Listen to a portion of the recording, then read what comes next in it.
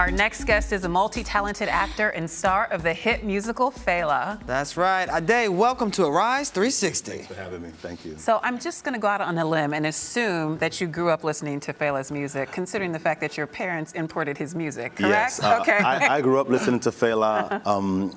I was very fortunate, I think, to be exposed to his music, and not just Fela's music, but music from all over Africa.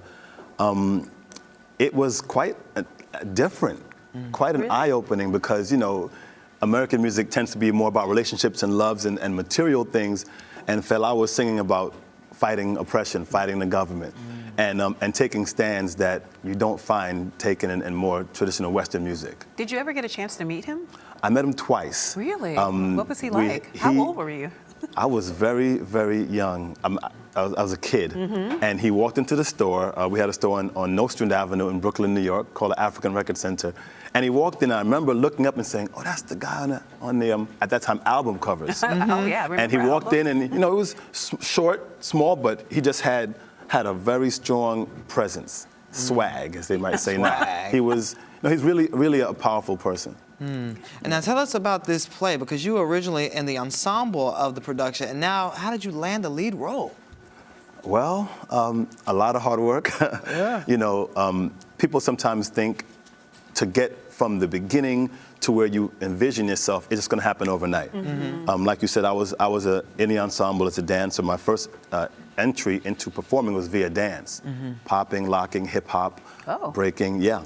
That's right. Oh, I see you. Oh, it's the battle. So, you know, it was a matter of basically biding my time, but at the same time staying prepared. And I think it's important to do your work, to stay prepared. And when I got those opportunities to start to go on and play Fela, I was ready.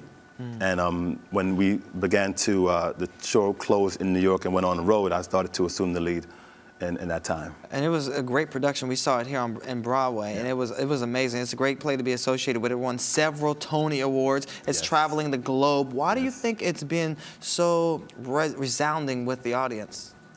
I think Fela's message is universal.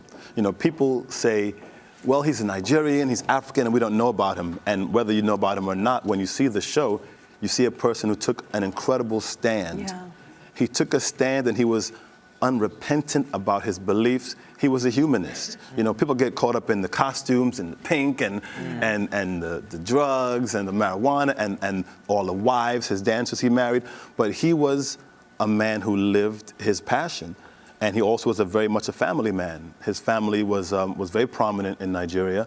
And what he stood for, not just in Nigeria, but worldwide, still resonates today. Oppression, problems with government, people needing the basic necessities of life. So whether you're Nigeria, Asia, America, the things that Fela talked about still exist. And I think when people see the show, they are lured by the spectacle and the excitement. But when they start to listen to what the show is saying and what Fela was talking about, they say, oh, it opens up a whole bigger conversation around human rights. Now, and how do you prepare to play someone so iconic? Oh, good question. I did a lot of research. I mean, I felt I had an advantage because my family obviously had business dealings with Fela, so I was able to talk to my father and uncles and just kind of ask questions.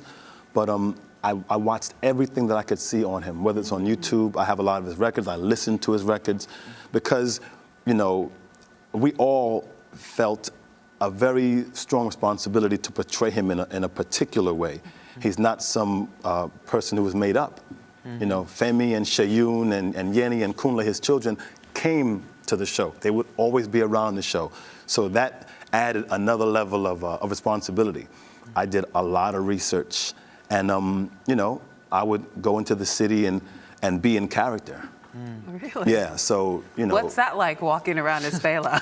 well, a lot of it was just to have the sound, the pigeon, to have that where I felt it should be, because you have to have that sound, and to really allow yourself the freedom to be a person who is confident to the point of arrogance.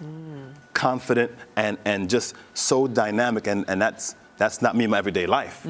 But to embody that on stage and to have it be believable is something that I want to continually work on. And I always say, whenever the show comes back, if the show comes back, it is still a learning experience. It's not something that I say, you know, I've done it and I have it. Every show is a little different. Every time we sing, whether it's, you know, Lady or Call from Feather State, it's just a different way to get into the role. Well, we know you're on hiatus now, but we're hoping we'll come back soon so we can continue seeing it around the world. Yes, please do. Thank you so much for joining us today. All right. And you're watching Arise Entertainment 360.